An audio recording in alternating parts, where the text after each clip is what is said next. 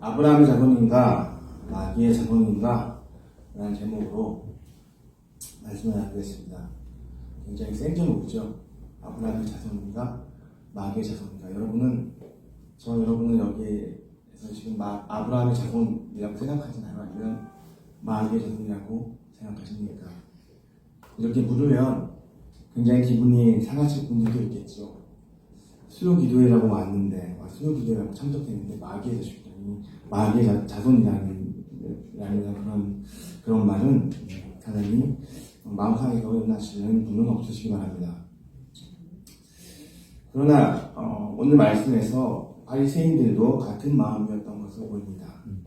44절을 보면 예수님은 바리새인, 유대인들에게 그들의 아비가 마귀라고 하였습니다. 바리새인들 그리고 유대인들은 도저히 예수님의 말씀을 받아들일 수가 없습니다. 아니, 그 말이 그들에게 가담기나 한 말인가? 어떻게든 율법을 지키고 준수하기 힘쓰고 또한 무지한 백성들에게 가르치는 일에 최선을 다하고 있건만 자신들에게 마귀의 자식이라고 비난을 하다니, 그런 말을 받아들일 수 없겠지요. 사실 역사적으로도 이들은 인정받아야 할 것입니다.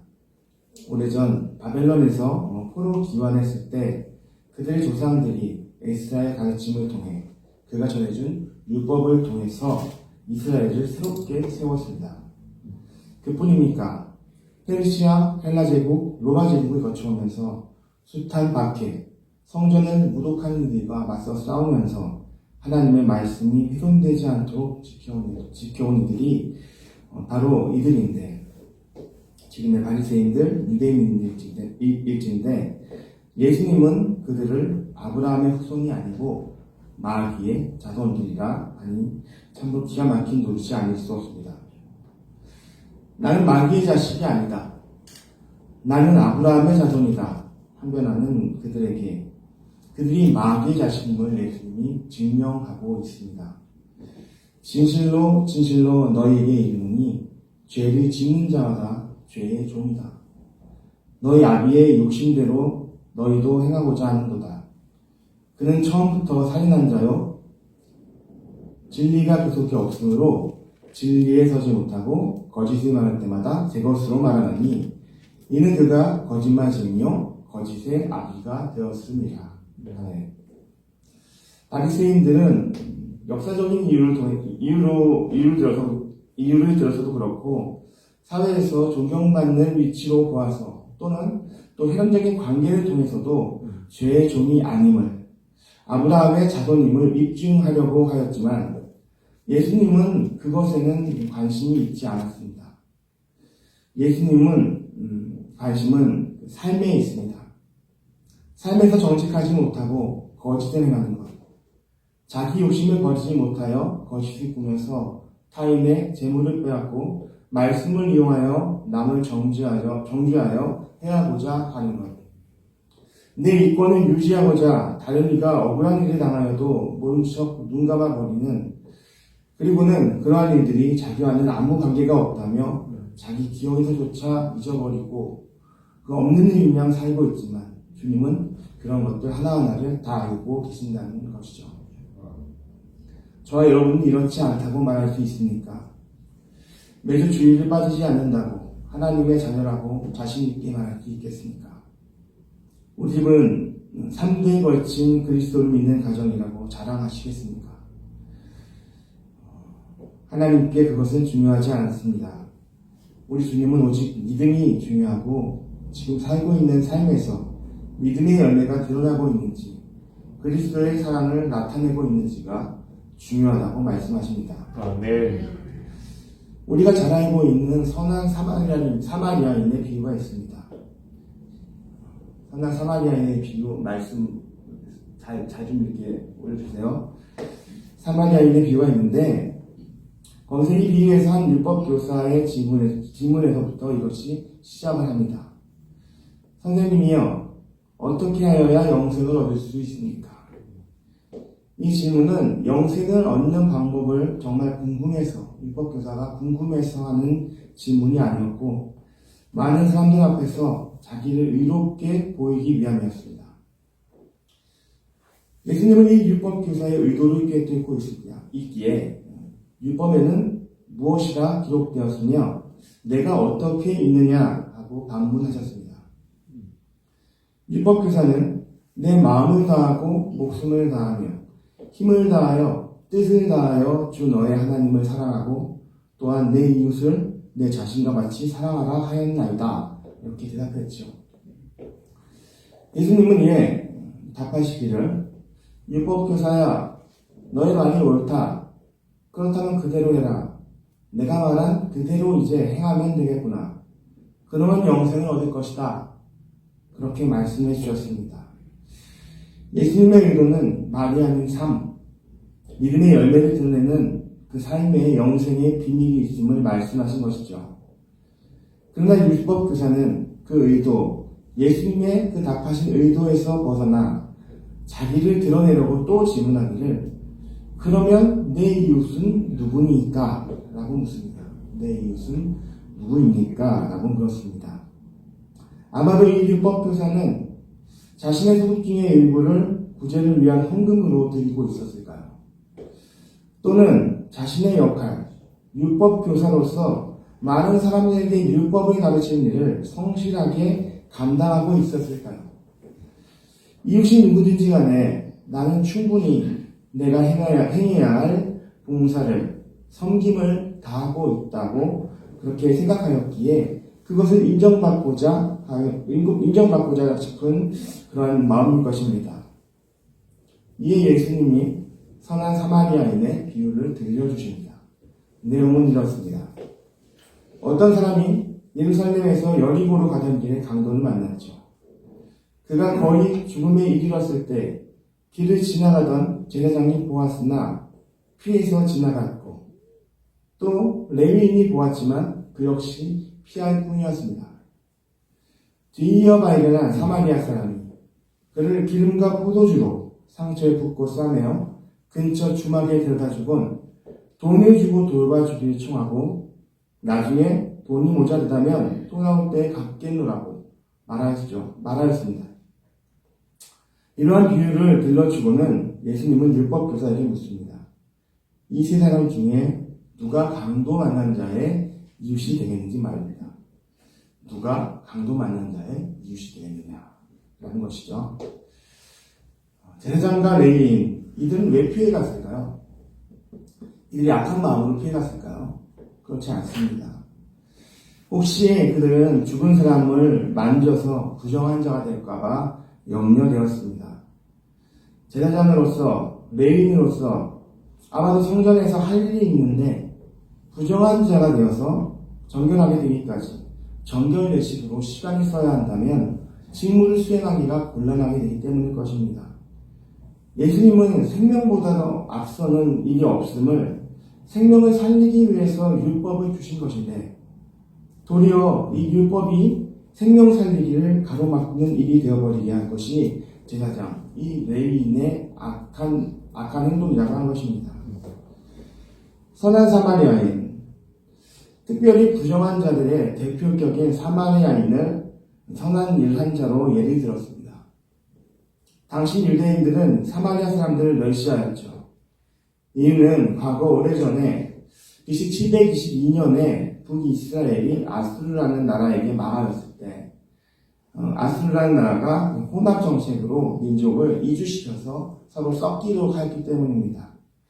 하나님을 선택받은 선민의식으로 정체성이 확립된 유대인들에게는 더 이상 그들을 같은 민족으로 볼 수가 없는 것이죠. 예수님은 이러한 유대인 율법교사를 향하여 출생으로 인한 편견을 없애라고 합니다. 하나님이 아닌 너희를 자신들이 규정한 모든 악습을 폐하라는 것이죠. 사마리아인이 특별히 기름과 포도주로 상처를 치유한 것은 그토록 편견과 억압하는 자들 중에 그리스도가 있음을 보시려 했던 것이 아니겠습니까? 우리가 사는 세상은 너무너무 바쁜 시대입니다. 선을 행하기가 사치같이 여겨집니다.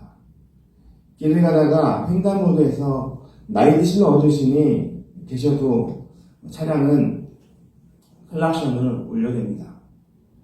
어르신이 몸을 쉬이 가누지 못하는데 클락션까지 울려대니까 당황하여 서두르다가 넘어질까 염려가 됩니다. 길을 가다가 쓰러진 사람을 보아도 그저 내일로 바빠서 지나치기 당연한 시대입니다. 너무도 남을 배려하지 않고 나 자신만을 위한 시대. 다른 사람과의 관계를 꺼리고 혼자만으로 족한 시대. 그야말로 삭막한 시대를 살아가고 있습니다. 이러한 시대 속에서 저와 여러분은 예수님이 말씀하신 선한 사마리아인처럼 생명을 살리는 일, 영혼을 살리는 일에 무엇보다도 우선이 되는 삶을 살아갈 수 있겠습니까? 율법교사의 질문을 다시 살펴보겠습니다. 율법교사는 내 이웃이 누구니까? 라고 물었습니다. 그렇다면 그 대답은 네 이웃은 제사장이냐? 네 이웃은 레위인이냐? 네 이웃은 사마리아인이냐? 하는 식으로 대답을 해야 맞겠지요. 그런데 예수님은 내 이웃이 누구니까? 라는 질문에 누가 강도 만난 자의 이웃이 되겠느냐고 답을 하십니다. 무슨 의미일까요?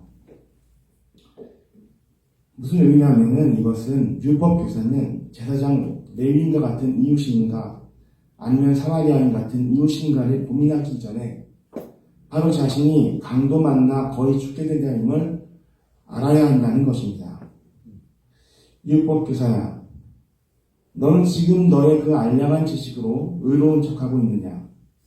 지금 누구보다도 하나님의 구원이 필요한 건 너라는 걸 모르느냐? 선한 사마리아인과 같은 주의 구원이 아니면 영원히 심판받아 죽게 됨을 모르느냐? 누가 강도 만난 자의 이웃인가에 담겨있는 예수님의 속뜻은 이런 것이 아닐까요? 마음을 다하여, 힘을 다하여, 목숨을 다하여, 뜻을 다하여 하나님을 사랑한다는 것. 내가 죽게 되었는데, 영원히 죽게 되었는데, 주께서 나를 위해서 대신 죽으시고 부활하셔서 나를 구원하셨음을 아는 것에서 그 은혜를 알고 믿는 것에서 하나님 사랑하는 것이 시작된다는 것은 아니겠습니까? 바리새인들은 예수님의 말을 듣고 그저 화를 낼 일이 아니었습니다. 아브라함의 자손이라고 당당하게 나설 것이 아니었습니다. 그들이 속한 세상, 그 안에서 악을 행하고 있는 자신들의 처지를 깨달아야 했습니다. 인정하고서 예수님 앞에서 용서를 구해야 했습니다.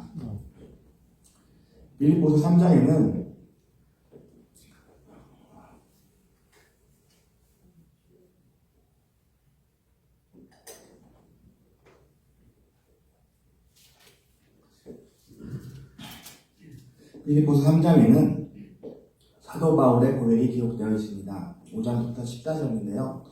길지만 읽어드리겠습니다.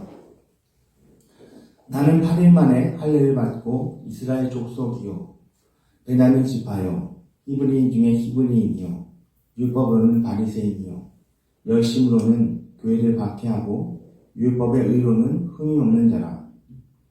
그러나 무엇이든지 내게 유익하던 것을 내가 그리스도를 위하여 다 해로 여길 뿐더러 또한 모든 것을 해로 여김은 내 주 그리스도 예수를 아는 지식이 가장 구상하기 때문이라.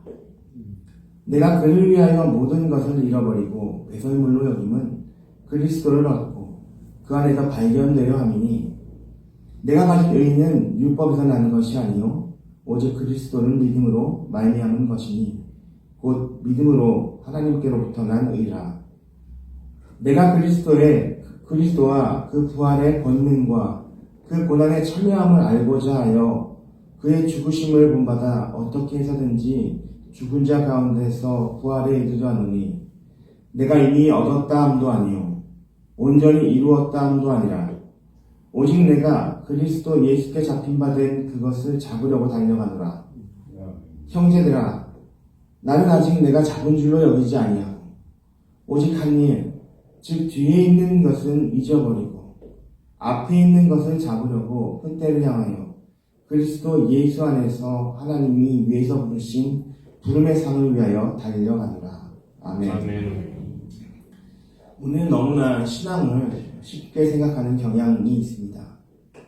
예수를 알고 교회만 출석하면 구원을 얻은 줄로 그렇게 생각하는 것이죠. 그러나 사도 바울이 무엇이라고 합니까? 세상에서 얻은 것이 아무것도 소용없다라고 말합니다. 할례 받은 것도, 이스라엘의 소속인 것도, 하물며 바리새인인 것도 중요치 않으며 배설인과 같이 무가치하다고 합니다. 오직 예수 그리스도의 고난을 본받아서 주의 십자가의 죽으심을 본받아서 어떻게든 그 부활하심을 이루기 위해서 믿음을 경주하고 있을 뿐 아직 이루었다고 말하지 못한다고 고백하는 것이 아니겠습니까? 사도 바울도 장담하지 못하는 구원을 우리는 무슨 근거로 장담하는 것인지요? 사도 바울도 갖지 못한 부활을 어떻게 그렇게 호언장담할 수 있습니까? 그렇다면 구원은 도대체 어떻게 해야 얻을 수 있을까요? 성경을 보면 가난한 마음 가운데 있습니다. 예수님이 산상수훈시에 아무것도 가진 것 없이 주의 긍휼을 구했던 자들에게 구원이 임했습니다. 주의 옷자락이라도 만진다면 자신의 혈루병이 나을 것이라는 마음으로 주님을 향했던 여인에게 구원이 임했습니다. 시작은 삭개오가 어떻게든 주님을 보리라 돌무화과 나무에 올라갔을 때에 그에게 주의 구원이 임하였습니다. 십자가에 달린 강도가 주님께 자신이 생각해달라고 말했을 때 그가 낙원에 있을 것이라고 예수님께서 말씀해 주셨습니다. 아멘. 이 모든 이야기의 구원의 주체가 누구입니까? 바로 예수님입니다. 아멘. 예수님이 불쌍히 여기만한 사람만이 구원을 얻었습니다. 아멘. 오늘 본문에서 바리새인과 유대인들, 아브라함의 자손이라 여기는 자들은 구원을 받지 못했습니다. 자신이 세상 마귀에게 속해 있음을 부인하고 예수님 앞에 교만함이 구원을 받지 못하게 하는 것입니다. 율법 교사도 영생을 얻지 못했습니다. 그가 강도 만난 자로 선한 사마리아인의 도움이 필요하다는 것을 모르고 살았기 때문입니다. 저와 여러분은 우리가 처한 사망의 골짜기를 알고 계십니까? 이 세상은 공중권에 잡은 사탄이 세상 가운데서 오직 주님의 은혜가 아니면 구원을 얻을 수 없음을 믿습니까? 아멘. 어쩌면 우리는 도무지 선을 행할 수 없는 세상에 살고 있습니다. 지독한 경쟁사회에서 살아남기 위해서는 내가 알지 못하는 가운데 누군가를 넘어뜨려야 합니다. 내가 살고 있는 아파트의 주거 환경에서는 허물어져가는 집에서 살고 있는 이들의 그 비참함이 보이지 않으며 노숙하는 이들 또한 보이지 않습니다. 내 눈에는 내 옆집에서 살고 있는 나와 삶의 수준이 비슷한 사람들만 보입니다. 그들이 내 이웃입니다. 그러나 주님께서도 그렇게 생각하실까요?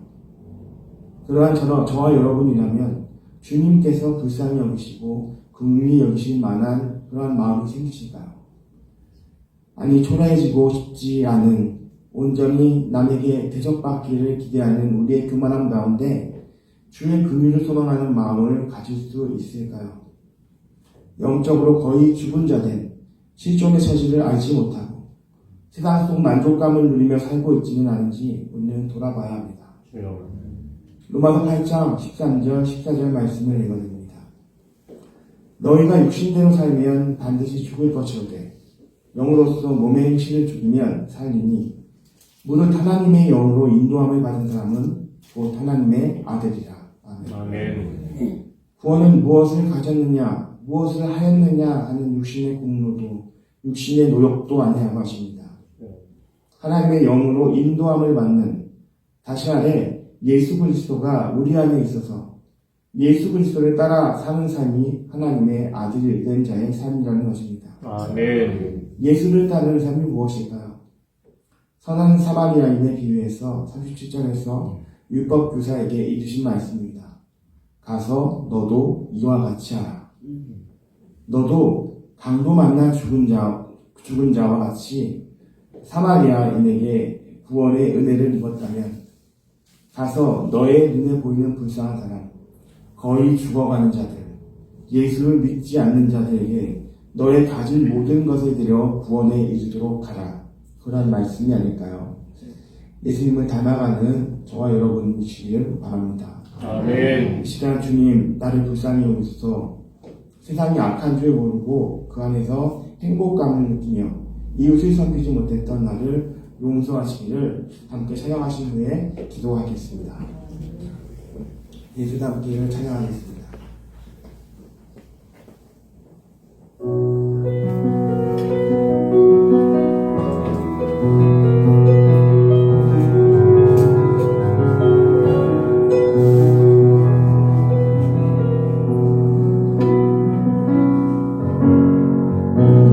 내 삶의 소망 내가 바라는 하루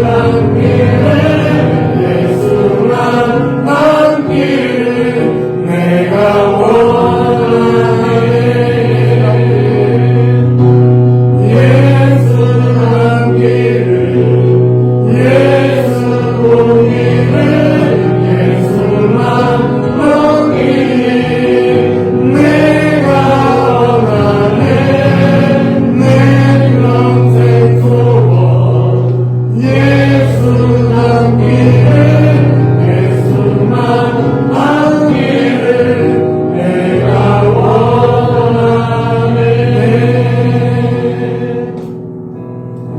지금 말씀을 기억하며 기도하겠습니다. 그리스도인의 구원은 말처럼 쉬운 것이 아닙니다. 예수를 믿는다는 것은 어쩌면 예수를 닮아간다는 의미로 여겨집니다.